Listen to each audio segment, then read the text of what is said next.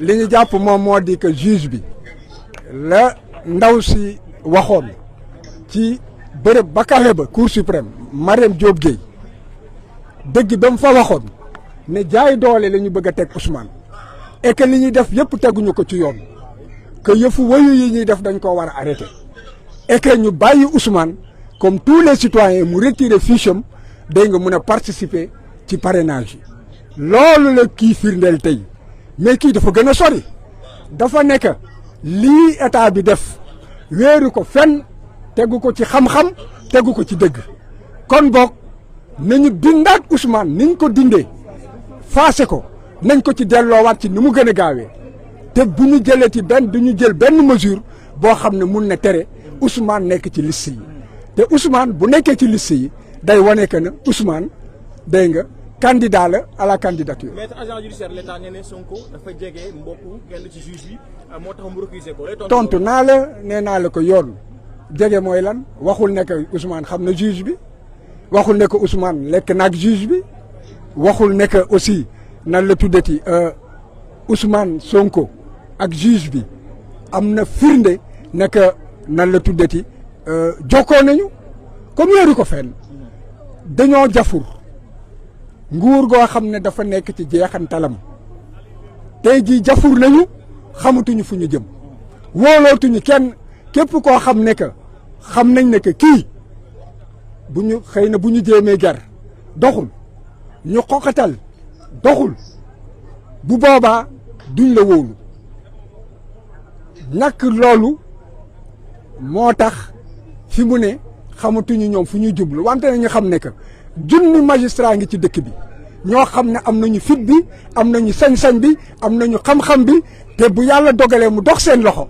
dañu leen di gën a bottiwaat rek ci suuf. maître ban njeexital léegi la décision bi am plan judiciaire ndax Sonko. moom moo di que Ousmane Sonko dafa war a commencer ay parrainage am te it war a déposer candidature te loolu nag loolu moom mooy yoon dégg nga lii ñuy def yëpp maanaam ci xeetu noot la wante Sénégal yi yeewu nañu kenn du nangu ñu noot ñu te kenn it du nangu ñi nga xam ne dañoo jeexal ñu doon ay xong faaf dégg nga bëgg fee toog abada dayi man loolu day dàkk.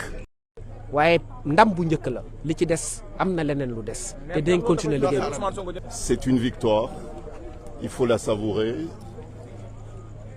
Le combat sera très long, mais nous savourons avec un immense plaisir cette première étape qui est une étape victorieuse.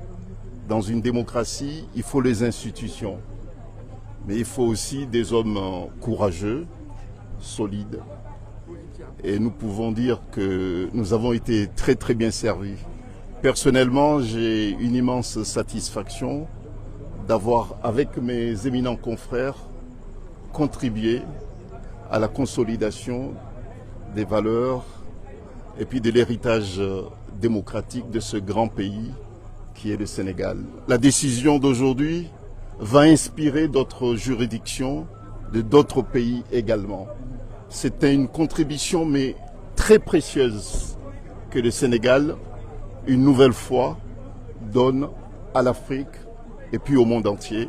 Et d'autres pays africains, et j'en suis certain, d'autres magistrats des autres pays, j'en suis certain, vont s'inspirer du courage de l'institution judiciaire du Sénégal qui se détache de plus en plus des autres pouvoirs également. Maître, est-ce que cette décision aura des effets sur les autres affaires en cours, notamment les fiches de parrainage ou encore l'affaire Adji Sarr?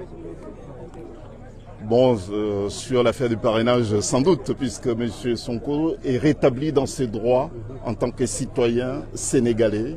Il retrouve ses droits politiques. Bon, donc, bien sûr, qu'il sera candidat, plus que candidat encore. Quelle est la prochaine étape judiciaire pour vous, les avocats?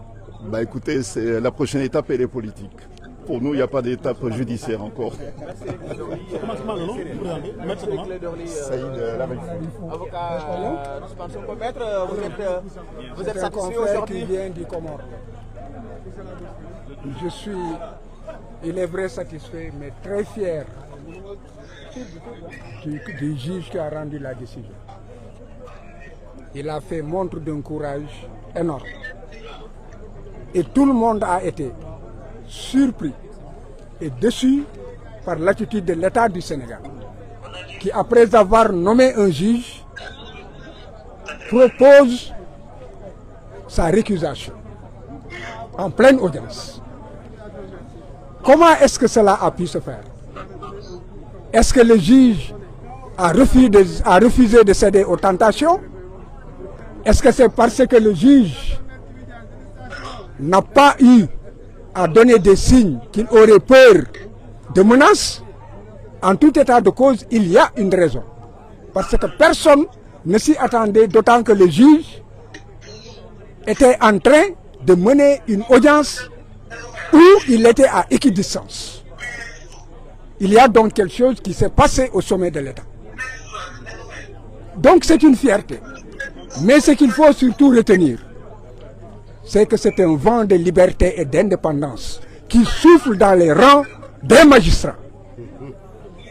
Un vent qui a débuté au nord avec l'avocat général, Marème Diop Gueye.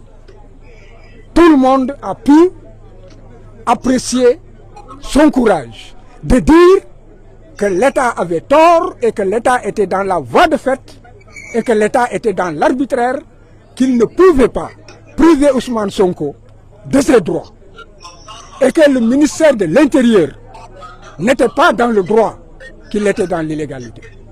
Un acte de courage. Et maintenant, après le nord, c'est au sud, le juge de Ziguinchor. Donc le juge de Ziguinchor lui donne raison, en réalité, que tout cela relève de voie de fait et d'une forme d'exercice de la violence sur non seulement le citoyen Ousmane Sonko, mais aussi sur la population. Parce que c'est la somme des citoyens qui fait un peuple. Et Ousmane Sonko, aujourd'hui, dirige des millions de Sénégalais. En les réprimant, en lui refusant ses droits, on force le jeu démocratique et déjà, les parrainages ont commencé, la rupture de l'égalité dans la compétition est déjà rompue. Donc, ce vent de liberté inspirera d'autres juges.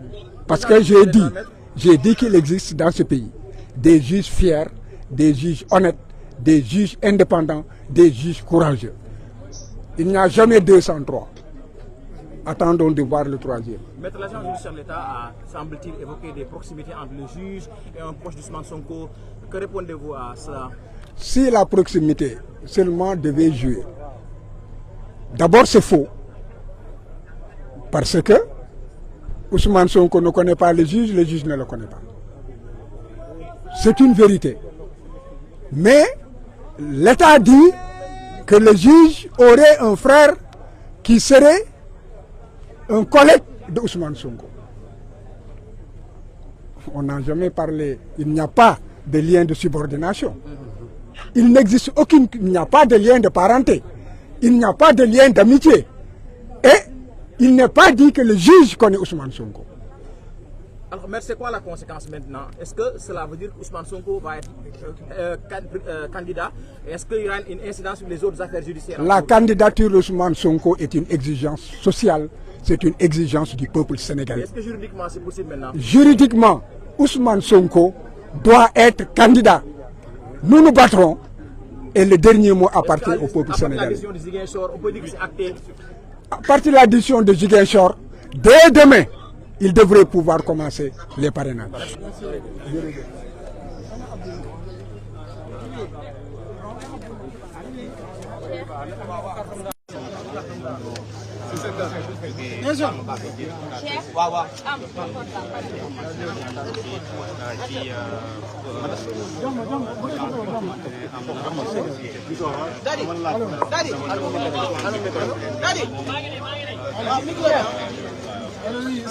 Voilà, ñoo ko déggandoo li avocat yi nga xam ne ñooy avocat Ousmane Sonko tey kii di Ousmane Sonko am na dëgg si ñoom.